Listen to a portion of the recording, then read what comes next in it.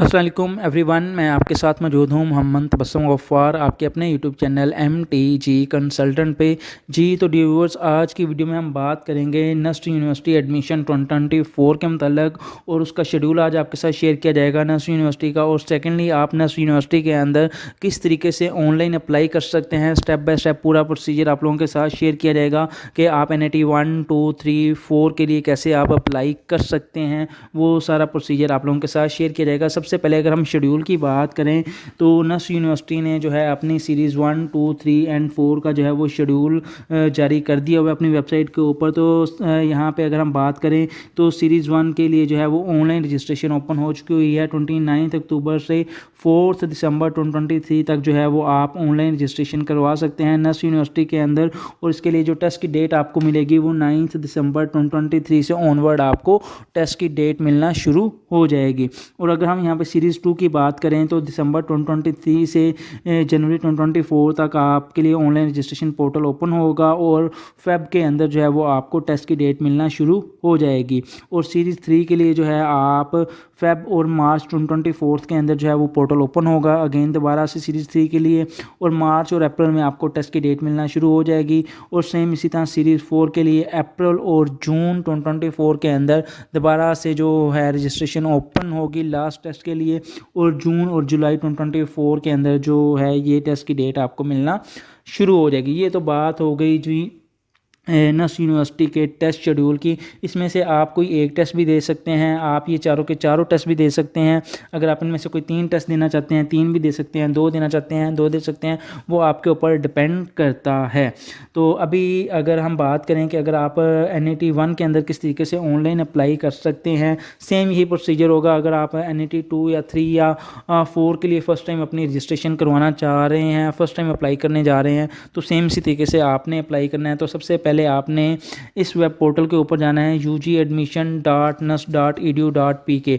तो जैसे ही आप इस लिंक के ऊपर जाएंगे तो एक इस तरह का इंटरफेस आपके सामने शो कर दिया जाएगा जिसमें आपने न्यू रजिस्ट्रेशन फॉर NIT के ऊपर क्लिक करना है।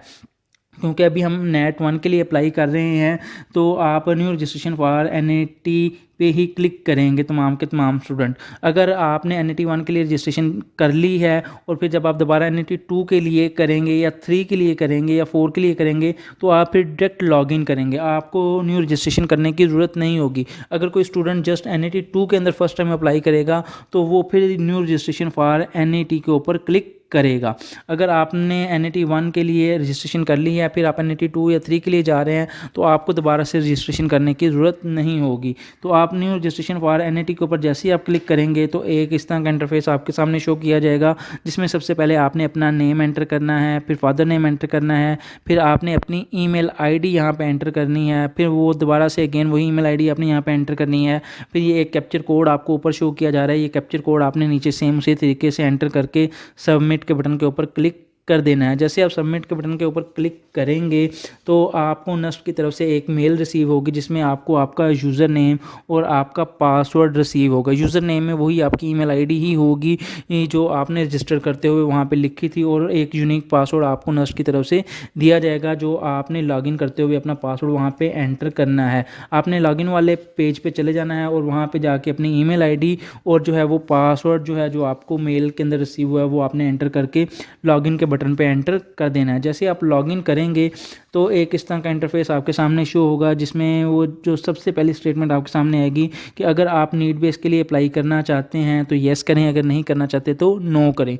तो अगर आप नीड बेस के लिए अप्लाई करना चाह रहे हैं तो आप येस कर देंगे, अगर नहीं करना चाह रहे तो नो करेंगे। फिर उसके बाद माई अकाउंट के अंदर इंपॉर्टेंट इंस्ट्रक्शंस हैं, आप उनको अच्छे से रीड कर लीजिएगा। सेकेंडली फिर आपने एप्लीकेशन फॉर्म के ऊपर क्लिक करना है। जैसे आप एप्लीकेशन फॉर्म के ऊपर क्लिक करेंगे तो एक इस तरह का इंटरफेस आपके सामने शो कर दिया जाएगा जो कि 3 स्टेप के ऊपर मुश्तमिल होगा जिसमें नंबर 1 एप्लीकेशन फॉर्म है, फिर नंबर 2 पे प्रीव्यू फॉर्म है, नंबर 3 के ऊपर वो फ़ी इनवाइस है।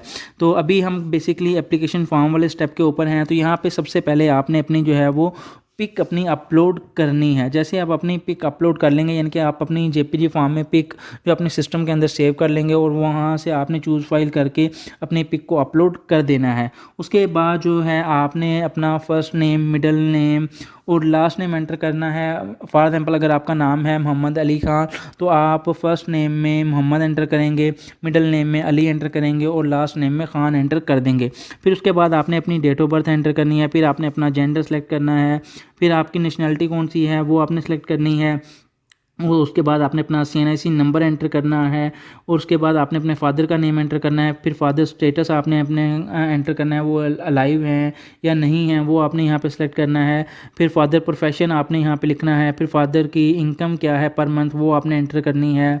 फिर उसके बाद फादर की ईमेल आईडी आपने यहाँ पे एंटर करनी है और फिर मदर का नेम आपने एंटर करना है। ये करने के बाद फिर फर्दर मदर नेम एंटर करने के बाद आपने मदर स्टेटस एंटर करना है। फिर मदर का प्रोफेशन सेम उसी तरीके से आपने यहाँ पे एंटर करना है और फर्दर मदर इनकम भी आपने यहाँ पे एंटर करनी है। अगर है तो, नहीं है तो आप नन यहाँ पे सिलेक्ट कर सकते हैं। और फर्दर जो है आपने फिर अपना डोमिसाइल आपका कहाँ का है वो आपने सेलेक्ट करना है। फिर आपका डिस्ट्रिक्ट कौन सा है वो आपने सेलेक्ट करना है। फिर आप अर्बन है, रूरल हैं, किस एरिया से आपका ताल्लुक़ है वो आपने यहाँ पे सिलेक्ट करना है। फिर आपका रिलीजियंस कौन सा है वो आपने यहाँ पे एंटर करना है, मुस्लिम। अगर आप स्पेशल पर्सन है, अगर यस, अगर नहीं तो नो। इस तरह अगर आप कम्युनिकेबल डिजीज़ यानी कि कोई भी दायमी मर्ज़ का शिकार हैं तो आपने यस पे टिक करना है, अगर नहीं तो आपने नो पे टिक करना है। सेम इसी तरह नेक्स्ट जो है 21 नंबर स्टेप के ऊपर अगर आपकी फैमिली में से ऑलरेडी कोई पहले यूनिवर्सिटी डिग्री ले चुका हुआ है तो या यूनिवर्सिटी डिग्री के लिए अप्लाई कर चुका हुआ है तो आपने यस पे टिक करना है, अगर नहीं तो आपने नो पे टिक करना है। इसके बाद नेक्स्ट आपसे वो आपकी कॉन्टैक्ट डिटेल मांगेगा। इसमें सबसे पहले आपने अपना प्रेजेंट पोस्टल एड्रेस अपना यहाँ पे टाइप करना है। उसके बाद नेक्स्ट आपने अपनी सिटी सेलेक्ट करनी है, फिर कंट्री सेलेक्ट करनी है, फिर आपने अपना रेजिडेंस यहाँ पे सेलेक्ट करना है कि आपका अपना है या नहीं है। तो आगे परमानेंट एड्रेस, अगर आपका जो है प्रेजेंट पोस्टल एड्रेस और परमानेंट एड्रेस सेम है तो आपने सेम एज अबव पे टिक लगा देना है। अगर नहीं तो आपने यहाँ पे फिर दोबारा से जो है वो अपना एड्रेस टाइप करना है, अपनी सिटी टाइप करनी है, कंट्री टाइप करना है और अपना रेजिडेंस जो है वो आपने यहाँ पे सेलेक्ट करना है, आपका अपना है या नहीं है। उसके बाद आपने अपने जो है वो मोबाइल नंबर की डिटेल देनी है। आपने सबसे पहले अपना मोबाइल नंबर यहाँ पे एंटर करना है, फिर उसके बाद गार्डियन का मोबाइल नंबर एंटर करना है, फिर रेजिडेंस का मोबाइल नंबर एंटर करना है, कोई भी PTCL नंबर। फिर उसके बाद अदर में आपने अपना कोई भी अपना मोबाइल नंबर एंटर कर सकते हैं। तो इसके बाद नेक्स्ट आपने जो है अपनी एकेडमिक के बैकग्राउंड जो है वो आपने अपनी यहाँ पे एंटर करनी है। यहाँ पे आपको 3 ऑप्शन मिलेंगे। सबसे पहले में FSC FA इंटरमीडिएट होगा, सेकंड पे OA लेवल होम इकोनॉमिक्स और इक्विवेलेंट होगा, फिर उसके बाद थर्ड पे डिप्लोमा एसोसिएट ऑफ इंजीनियरिंग आपके पास ऑप्शन होगा। तो मैं यहाँ पे FSC सेलेक्ट कर रहा हूँ। उसमें डिफरेंट आपको ग्रुप मिलेंगे, FSC pre engineering, pre medical. तो मैं यहाँ पे FSC प्री इंजीनियरिंग का जो है वो ग्रुप सेलेक्ट कर रहा हूँ क्योंकि मोस्टली FSC प्री इंजीनियरिंग के ही स्टूडेंट अप्लाई करते हैं, या अगर मेडिकल के हैं आप तो मेडिकल भी सिलेक्ट कर सकते हैं। तो मैं यहाँ पे FSC प्री इंजीनियरिंग का ग्रुप सेलेक्ट कर रहा हूँ क्योंकि ये इंजीनियरिंग की नंबर 1 यूनिवर्सिटी है। तो हमने यहाँ पे FSC सेलेक्ट किया पहले, फिर FSC प्री इंजीनियरिंग ग्रुप यहाँ पे सेलेक्ट कर लिया। तो उसके बाद आपने जो है अपनी डिटेल यहाँ पे एंटर करनी है और उसमें सबसे पहले जो है आपने पासिंग ईयर अपना सेलेक्ट करना है, फिर टोटल मार्क्स आपके कितने थे वो लिखने हैं, फिर obtain मार्क्स कितने हैं वो लिखने हैं, फिर आपकी परसेंटेज आगे टाइप हो जाएगी, फिर आपने अपना स्कूल का नेम लिखना है, फिर आपका बोर्ड कौन सा है वो यहाँ पे टाइप कर देना है। फिर सेम इसी तरह आपने अपना जो है इंटरमीडिएट की डिटेल देनी है, वहाँ पे आपने पासिंग ईयर अपना टाइप करना है पार्ट 1 का, और फिर उसके बाद जो है आपके टोटल मार्क्स कितने थे, फिर obtain मार्क्स कितने थे आपके, फिर आपकी क्या परसेंटेज बनी, फिर आपके कॉलेज का क्या नेम है वो आपने टाइप करना है, फिर आपने अपना बोर्ड एंटर कर देना है। अगर आपका पार्ट 2 का भी रिजल्ट आ चुका है तो फिर आपने अपने पार्ट 2 के भी जो है यहाँ पे मार्क्स एंटर कर देने। अगर जिन बच्चों का नहीं आया तो वो जस्ट पार्ट 1 के ही मार्क्स यहाँ पे एंटर कर देंगे।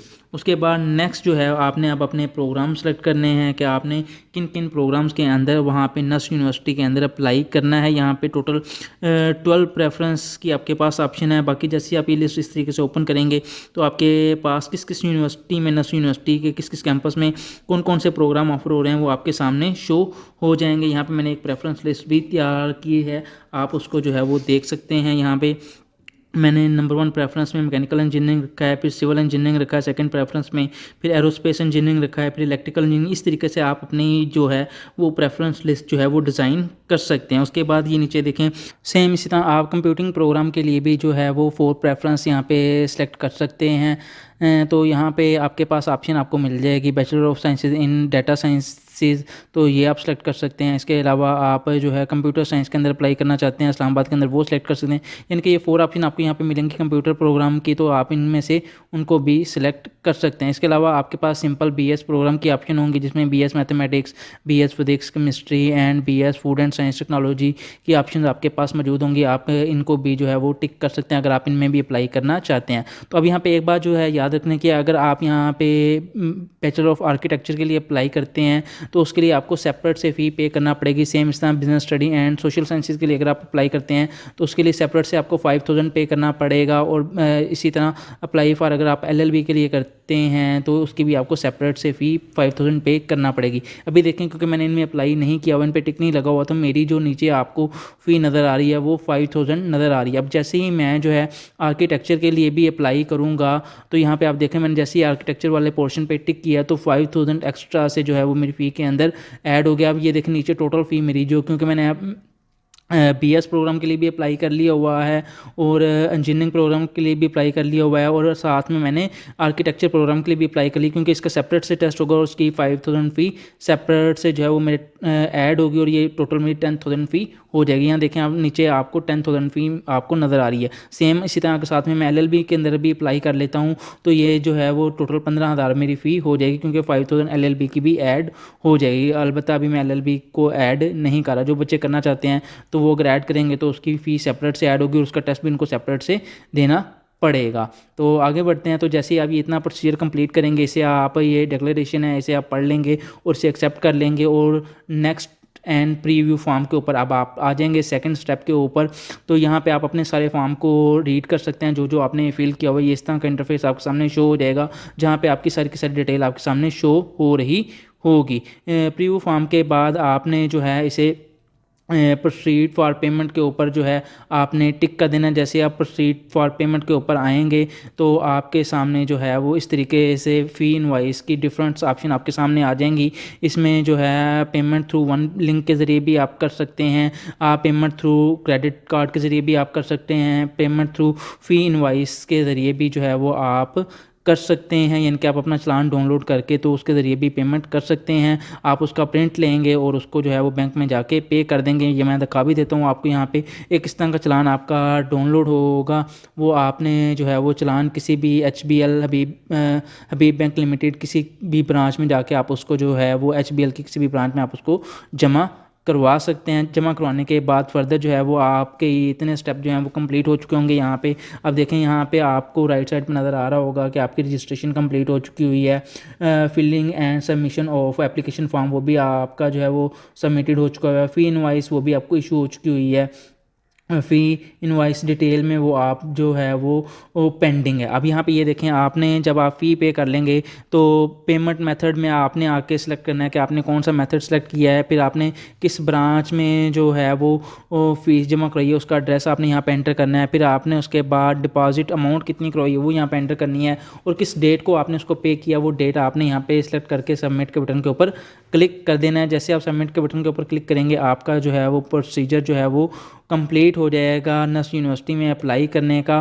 तो उम्मीद है डियर स्टूडेंट आपको हमारे चैनल के ऊपर इन्फॉर्मेटिव वीडियो पसंद आ रही होंगी। अगर आपको हमारे चैनल के ऊपर इन्फॉर्मेटिव वीडियो पसंद आ रही हैं तो मेरे चैनल को लाइक कर लीजिएगा, सब्सक्राइब कर लीजिएगा और अपने बाकी फ्रेंड के साथ भी शेयर कर लीजिएगा। Thank you so much. अल्लाह हाफिज़।